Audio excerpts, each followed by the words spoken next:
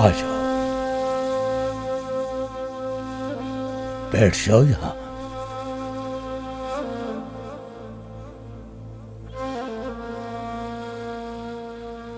شیخ اور مرید کے درمیان یہ فاصلہ بھی زیادہ ہے۔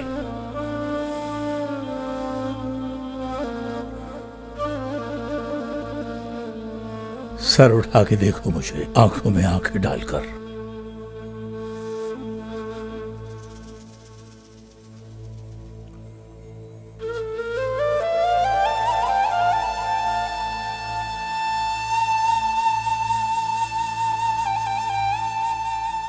اللہ مبارک کرے۔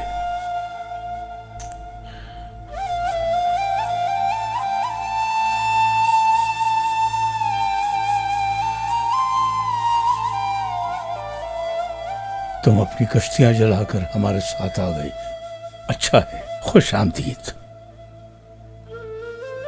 بات یہ ہے کہ نصیب میں جو کچھ لکھا ہے وہ بھی خدمت کرو گے تبھی نصیب ہوگا۔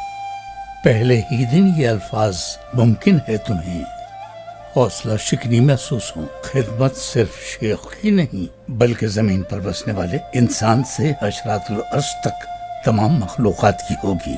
مخلوقات میں اسی کا نور ہے، جیسے قطرہ دریا کے وجود کی دلیل ہوتا ہے، اسی طرح تمام مخلوقات اسی کے نور کا نشان ہیں۔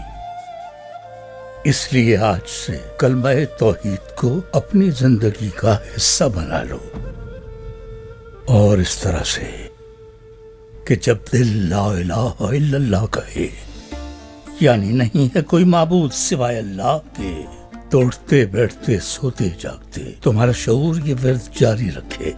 یہ ورد محسوسات کو بیدار کرے گا۔